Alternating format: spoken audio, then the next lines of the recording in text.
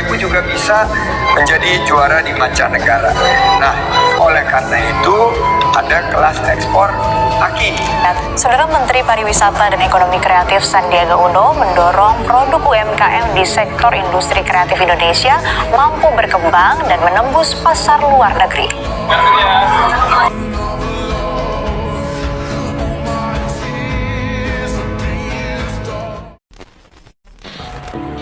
Di tengah derasnya arus media sosial saat ini, Gen Z sering sekali dihadapkan pada pilihan politik yang telah dibentuk oleh sensasi.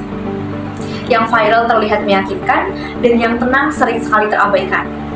Padahal masa depan bangsa tidak ditentukan oleh emosi sesaat, melainkan oleh siapa yang benar-benar siap untuk memimpin dan juga bekerja. Assalamualaikum warahmatullahi wabarakatuh. Salam, Om Swastiastu, Namo Buddhaya, salam kebajikan, Rahayu. Yang terhormat Bapak Oni selaku dosen pengampu mata kuliah komunikasi politik. Sebelumnya perkenalkan, saya Lintang Chandra Rindiantika dengan nomor NIM 24111774080. Pada kesempatan kali ini, saya akan menyampaikan simulasi pidato kampanye politik sebagai bagian dari ujian akhir semester. Dengan posisi saya sebagai tim sukses yang akan mengajak Gen Z untuk mengenal Sandiaga Uno sebagai figur politik yang layak untuk dipertimbangkan secara rasional. Teman-teman semuanya, Gen Z itu merupakan salah satu generasi yang kritis. Mereka tidak hanya melihat kata-kata ataupun janji-janji yang besar, tapi mereka juga mampu untuk menganalisis bukti nyata yang ada di lapangan. Oleh karena itu, tentunya kita perlu menilai rekam jejak seorang calon secara objektif, teman-teman. Pesan politik ini dapat dikemas melalui konten media sosial dengan berbasis data seperti infografik, capaian kinerja, potongan video edukatif, serta visual ringkas yang mudah dipahami oleh Gen Z tanpa menghilangkan substansi kebijakan. Sandiaga Uno itu memiliki pengalaman nyata yang cukup relevan dengan tantangan generasi muda saat ini, teman-teman, terutama di sektor ekonomi kreatif, UMKM, dan juga pariwisata, di mana sektor tersebut itu menjadi sektor kerja besar di Indonesia. Nah, sebagai Menteri Pariwisata dan juga Ekonomi Kreatif, Sandiaga Uno itu mendorong pelaku UMKM untuk bisa memanfaatkan peluang ekonomi digital yang diperkirakan mencapai 110 miliar dolar Amerika pada tahun 2025. Dengan pendampingan terhadap 1.000 UMKM sejak tahun 2024 melalui program UMKM untuk Indonesia.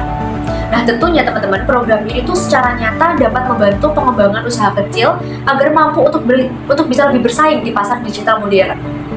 Selain itu, sektor pariwisata dan juga ekonomi kreatif itu menunjukkan pemulihan yang cukup kuat setelah pandemi. Hal ini didukung dengan pada tahun 2022, sektor itu menyumbang sekitar 6,7 miliar dolar Amerika atau sekitar 3,6% dari PDB nasional, serta menciptakan juga hampir 23 juta lapangan pekerjaan. Nah, nilai ekspor produk kreatif itu juga mencapai hampir 27 miliar dolar Amerika, teman-teman. Tentunya angka-angka ini tuh bukan hanya sekedar janji, melainkan juga fakta yang tercatat dalam data resmi kementerian.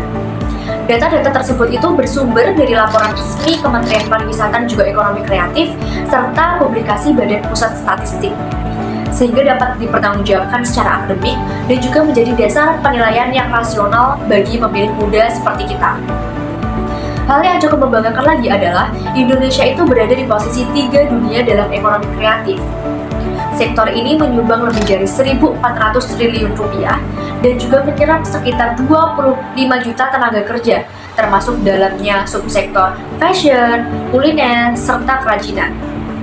Hal-hal tersebut itu menunjukkan bahwa ternyata kebijakan yang telah didorong Sandiaga Uno itu bukan hanya sekedar ide di atas kertas, tetapi juga dapat diukur melalui pencapaian ekonomi dan juga penciptaan lapangan kerja yang nyata. Tentunya teman-teman, hal ini menjadi sangat penting bagi generasi muda yang nantinya akan menghadapi dunia kerja dan juga persaingan global. Dalam konteks pencegahan praktik korupsi, kolusi, dan juga nepotisme, kebijakan yang berbasis data, program yang terukur, serta keterbukaan terhadap evaluasi publik itu menjadi indikator penting dari kepemimpinan yang berintegritas. Transparansi dan juga akuntabilitas inilah yang nantinya akan dibutuhkan agar kekuasaan itu dapat dijalankan sesuai dengan kepentingan publik, bukan kepentingan pribadi ataupun kelompok. Hal lain yang tidak kalah penting adalah, sebagai pemilih yang rasional, kita juga perlu melihat kritik serta kekurangan secara sehat dalam demokrasi, teman-teman. Nah, latar belakang Sandiaga Uno sebagai pengusaha itu memang kerap sekali menjadi sorotan terkait potensi konflik kepentingan. Sebenarnya kritik ini tuh sangat wajar karena publik memang memiliki hak untuk bisa mempertanyakan setiap kekuasaan. Dari sikap kritis inilah yang nantinya akan mencerminkan kedewasaan demokrasi dan juga menjadi ciri pemilih rasional, di mana keputusan politik diambil berdasarkan data, rekam jejak, dan juga dampak kebijakan, bukan sekedar popularitas ataupun emosi sesaat. Dan justru dari kritik inilah nanti akan muncul kebutuhan akan transparansi, akuntabilitas, dan juga pengawasan bersama, bukan malah membungkam perbedaan pendapat, teman-teman. Teman-teman, politik yang matang itu bukan hanya sekedar memilih figur yang mungkin terlihat populer, tetapi politik yang matang itu ketika kita mampu untuk memilih figur yang memang rekam jejaknya jelas, siap untuk diuji, dan juga dampak kebijakannya itu bisa diukur serta dirasakan oleh masyarakat. Sandiaga Uno itu menunjukkan bahwa ia bukan hanya populer, tetapi juga memiliki pengalaman kerja nyata, kebijakan berbasis data, serta fokus pada isu-isu yang memang dekat dalam kehidupan generasi muda, seperti lapangan pekerjaan, UMKM digital, dan juga ekonomi kreatif.